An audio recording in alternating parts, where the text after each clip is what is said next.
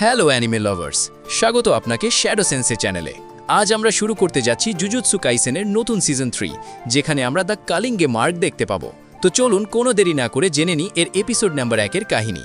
এপিসোডের শুরুতে আমরা ইউজিকে দেখি, যার সামনে একটি বড় কার্সড স্পিরিট ছিল। ইউজি সেই কার্স থেকে দূরে পালাচ্ছিল, এক বিল্ডিং থেকে অন্য বিল্ডিংয়ে লাফ দিচ্ছিল। তখনই সেই কার্সড ইউজিকে নিজের হাতে ধরে ফেলে, কিন্তু হঠাৎই কেউ সেই কার্সটিকে মেরে ফেলে, যা সরাসরি ইউজির উপর এসে পড়ে। এই কার্সটিকে ইউতা মেরেছিল, যে আসলে এখানে ইউজিকে মারতে এসেছে। কাহিনী এখন কিছুটা পেছনে যায়। আমরা জেনিন বংশের ছোট ছেলে নাওইয়া জেনিনকে দেখি, যে কথা বলছিল মাকে এখনো মারা গেছে কিনা। আসলে এমন মেয়ের তো মরেই যাওয়া উচিত, যে বাড়ির পুরুষদের কথা শোনে না। তার চেয়ে মাই অনেক ভালো, যে অন্তত জানে সে একজন মেয়ে। নাওইয়া এখানে জিনিচি আর ওজি জেনিনকেও পায়, যারা তাকে বকা দেয় যে তোমার বাবা শেষ নিঃশ্বাস গুনছেন আর তুমি এখন আসছো। নাওইয়া বলে যে তাতে কার কি আসে যায়, সবাই জানে জেনিন বংশের পরবর্তী হেয়ার আমিই হব। আমার বড় ভাইয়েরা কোনো কাজের না। আঙ্কেল ওজি, আপনার তো কোনো ছেলেই নেই, শুধু 2 মেয়ে। আর জিনিচি, তোমার তো চেহারাই খারাপ, একদম তোমার ভাই তোজির উল্টো। নাওইয়ার কথা শুনে এরা রেগে যায়। আসলে এরা 3 জনই স্পেশাল গ্রেড 1-এর সর্সারার। তখনই তাদের খবর দেওয়া হয় যে জেনিন বংশের হেড নাওবিতো জেনিন আর এই পৃথিবীতে নেই, এবং এখন তার উইল পড়া হবে। তার শেষ ইচ্ছা ছিল যে তারপরে নাওইয়া জেনিন বংশের পরবর্তী হেড হবে। সব জমি জায়গা আর কার্স টুলস যা জুজুৎসু হাইয়ের ভল্টে রাখা আছে, সেগুলোতে নাওইয়ার অধিকার থাকবে। কিন্তু কোনো কারণে সতলো গোজোর মৃত্যু হয় বা সে অসুস্থ হয়ে পড়ে, তবে তোজির ইচ্ছা পূরণ করা হবে এবং মেগুমিকে জেনিন বংশের হেড বানিয়ে দেওয়া হবে। এই কথা শুনে নাওইয়ার ভালো লাগে না। সে জানতে পারে যে মেগুমি এই সময় টোকিওতে আছে এবং ইউজির খোঁজে গেছে। এখন নাওইয়া প্ল্যান করে যে সে ইউজি আর মেগুমি দুজনকেই মেরে ফেলবে। এই সময় টোকিওতে লাখ লাখ কার্সড স্পিরিট ঘুরে বেড়াচ্ছে, তাই কেউ প্রশ্ন করবে না মেগুমি কিভাবে মরল। একবার মেগুমি মরে গেলে তার সম্পত্তি দখল করার আর কেউ থাকবে না। অন্যদিকে আমরা ইউজিকে দেখি যে একা বসেছিল। চোজো তার কাছে এসে জিজ্ঞেস করে যে তার ক্ষতগুলো এখন কেমন। ইউজি বলে যে সে এখন ঠিক আছে, সম্ভবত সুকুনার কারণে, এবং সে তার পাওয়ার বাড়তে থাকা অনুভব করতে পারছে। চোজো তাকে জুজুৎসু হাইতে ফিরে যেতে বলে। ইউজি বলে যে সে যেতে পারবে না, কারণ সুকুনা মেগুমির বিরুদ্ধে কোনো প্ল্যান করছে এবং তার হাতে না জানি কত মাসুম মানুষ মারা গেছে। ইউজি বলে আমি তো তোমার ভাইদেরও মেরেছিলাম চোজো। চোজো বলে ওটা একটা ভুল বোঝাবুঝি ছিল, ওরাও তোমাকে মাফ করে দিত, কারণ আমরা ভাই, আর এটাই সবচেয়ে বড় কথা। ইউজি বলে চলো এখন এখান থেকে কার্সড স্পিরিটদের খতম করতে হবে। এরপর ইউজি শহরে দৌড়াতে থাকে, যাতে অনেকগুলো কার্স তার পিছু নেয়। কিছু স্পিরিটকে তো সে এক ঘুষিতেই মেরে ফেলে। সে অনেকগুলো কার্সকে পেছনে তাড়িয়ে একটি আন্ডারগ্রাউন্ড ব্রিজে নিয়ে আসে, যার অন্য পাশে চোজো দাঁড়িয়েছিল। সে তার পিয়ার্সিং ব্লাড টেকনিক দিয়ে একশোটেই সবাইকে মেরে ফেলে। একটি কার্স চোজোর পেছনে আসছিল, তখন ইউজি তাকে ঘুষি মেরে শেষ করে দেয়।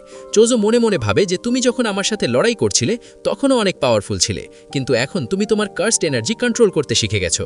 তুমি পুরোপুরি সুস্থ হওনি, তবুও তুমি একজন ডিমন গড। আমার ছোট ভাইয়ের থেকে আমি এটাই আশা করেছিলাম।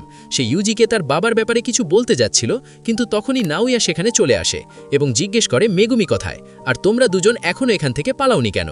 ইউজি জিজ্ঞেস করে আমরা পালাবো কেন। তখন নাওইয়া বলে যে তোমাকে মৃত্যুদণ্ড দেওয়া হয়েছে, কারণ গোজো এখন এখানে নেই, তাই তোমাকে কেউ প্রোটেক্ট করতে পারবে না। নাওইয়া আরও বলে যে আসলে আমি মেগুমিকে মারতে এসেছিলাম, কিন্তু এখন তোমাকেও খতম করে দেব। তখনই সে ইউজির পেছনে এসে তাকে ঘুষি মারে। চোজো তাকে অ্যাটাক করতে গেলে সে তারও পেছনে চলে যায় এবং ঘুষি মারতে থাকে। নাওইয়া এদের দুজনের থেকে অনেক ফাস্ট ছিল। তখনই তারা একটি শক্তিশালী কার্স এনার্জি অনুভব করে। তারা পেছনে ফিরে দেখে এটা আসলে ইউতা ছিল। সে বিল্ডিং থেকে নিচে লাফ দিলে মাটিতে গর্ত হয়ে যায়। নাওইয়া বলে তুমি ইউতা না, যাকে ইউজিকে মারার দায়িত্ব দেওয়া হয়েছে।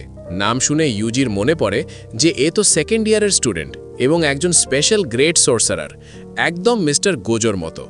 নাওইয়া ইউতাকে বলে আমিও ইউজিকে মারতে এসেছিলাম, কিন্তু তোমার কাজে বাধা দেব না। চোজো ইউজিকে বলে তাড়াতাড়ি এখান থেকে পালাও, আমি নাওইয়াকে সামলাচ্ছি। কিন্তু ইউতা একদম গোজোর মতো, তুমি যদি ওর সাথে লড়াই করো তবে নির্ঘাত মারা যাবে। ইউজি এখন এখান থেকে পালাতে থাকে, কিন্তু ইউতা ঠিক তার পেছনেই ছিল। এদিকে চোজো তার ব্লাড টেকনিক দিয়ে নাওইয়ার ওপর হামলা করে, কিন্তু সে বেঁচে যায়। নাওইয়া বলে তোমার টেকনিক ব্লাড ম্যানিপুলেশন, তাই না? পিয়ার্সিং ব্লাড ছাড়া এতে ভয় পাওয়ার কিছু নেই। চোজো বলে তুমি তোমার চিন্তা করো, তোমার কি মনে হয় আমার ভাইয়ের ওপর হামলা করে তুমি এখান থেকে জ্যান্ত ফিরবে? এদিকে ইউতা ইউজিকে ধরে ফেলে। ইউজি আর ইউতার মধ্যে ফাইট শুরু হয় এবং ইউজি তার সামনে দুর্বল হয়ে পড়ছিল। ইউতা দেখতে দুর্বল হলেও তার কার্সড এনার্জি অনেক বেশি। ইউতা বলে আমার ভেতরে গোজো সেন্সের থেকেও বেশি এনার্জি আছে, কিন্তু গোজোর কাছে 6 আইজ আছে, তাই সে যখন কোনো টেকনিক ইউজ করে তার এনার্জি শেষ হয় না। ইউতা আবার ইউজির ওপর হামলা করে। ইউজি একটি চাকু তুলে নেয়। সে তার চাকু দিয়ে ইউতার কাতানা আটকে দেয়, কিন্তু ইউতা তাকে একটি জোরালো ঘুষি মারে। ইউজি লাথি মেরে তার কাতানা ভেঙে ফেলে। ইউজি এখন ইউতার ওপর অ্যাটাক করতে দৌড়ে যায়, কিন্তু তখনই পেছন থেকে একটি বড় কার্স এসে তাকে ধরে ফেলে। এটা আসলে রিকা ছিল। ইউতা তার ভাঙা তলোয়ার দিয়েই এগিয়ে আসে এবং সেটা ইউজির বুকে ঢুকিয়ে দেয়। ইউতা বলে, আমাকে মাফ করে দিও ইউজি ইতোদরি, আর ইউজির মৃত্যু হয়। এপিসোড এখানেই শেষ হয়ে যায়। তো বন্ধুরা, ইউতা কি সত্যি ইউজিকে মেরে ফেলল?